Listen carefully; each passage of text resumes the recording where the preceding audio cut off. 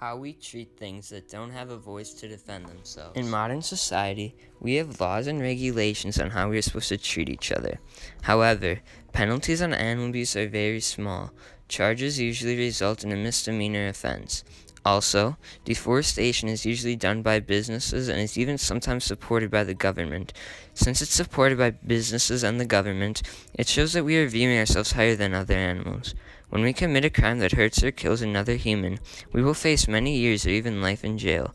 This leads to many people and companies abusing some of the best things we have in nature because they think it's right or they know that they won't get in trouble for it. This made me wonder, why do we treat living things that don't have a voice to defend themselves worse than we treat one another? By a show of hands, who has ever heard of a story of an animal being abused? There are many cases of animals being abused every day throughout the world.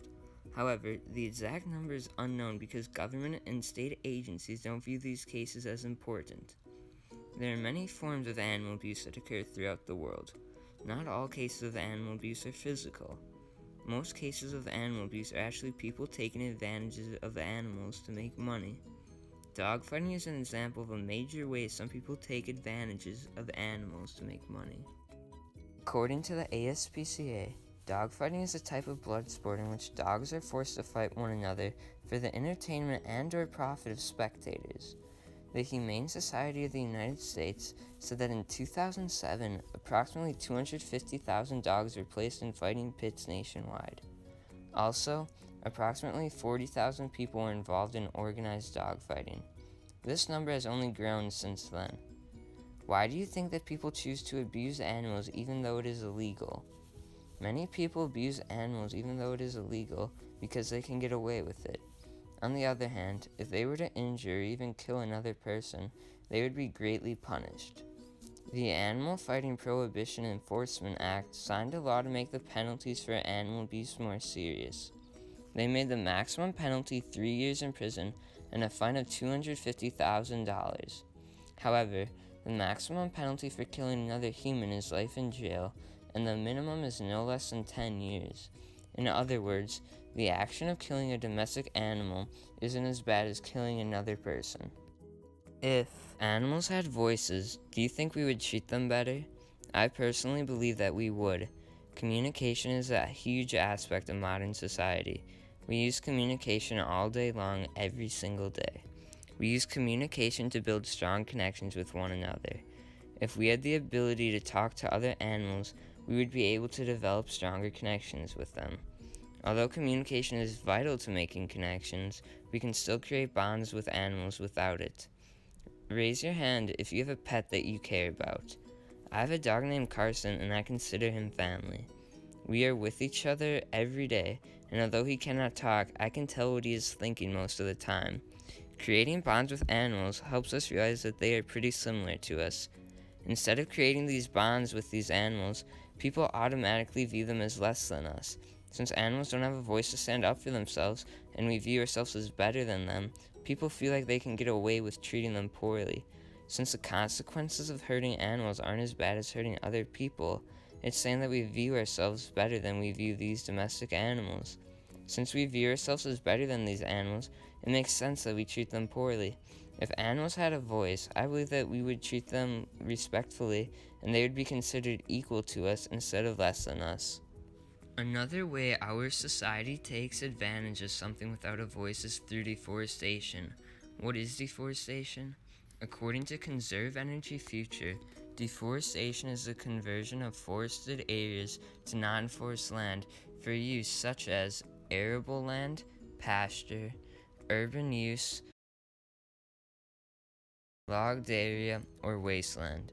Deforestation can also be seen as removal of forests, leading to several imbalances environmentally and results in declines in habitat and biodiversity.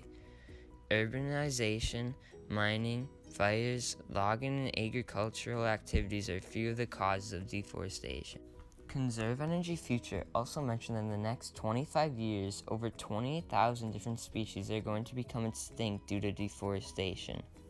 Although we are killing many different kinds of animals and the environment to get resources out of forests, we don't plan on stopping anytime soon. Many people blame the businesses for their role in deforestation, but it is everyone's fault.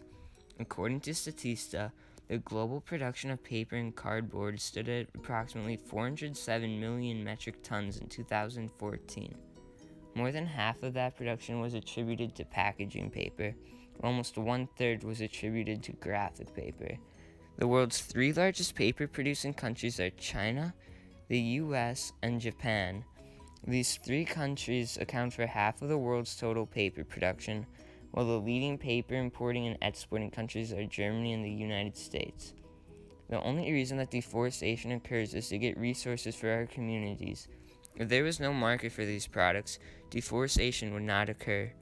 Although we all know deforestation is bad, we use the resources coming from these forests all the time, so we agree with deforestation.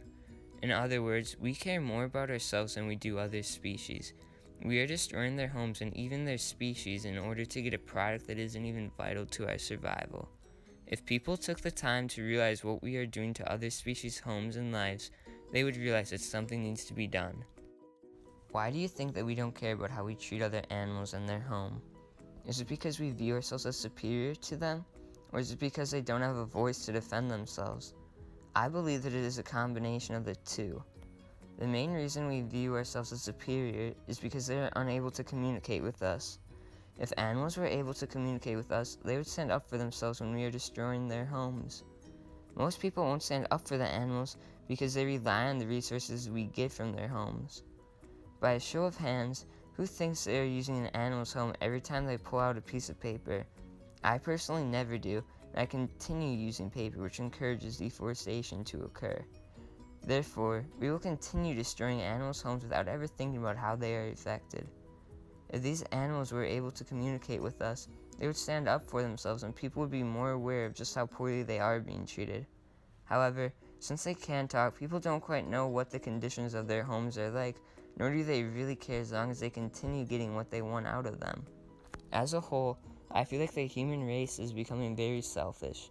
We will do anything to prosper as a species, and we don't care how other species are being treated as an outcome. If these animals did have a voice to communicate with us, we would make sure we consider how they are being treated by our choices because we wouldn't view ourselves as superior to them. In conclusion, communication is one of, if not the most important roles in our lives.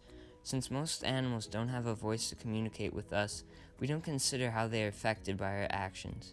People take advantage of animals in many ways. For example, we abuse animals and destroy their homes. The punishment for hurting a domestic animal is not as high as hurting another human, and people support deforestation in order to get products they want.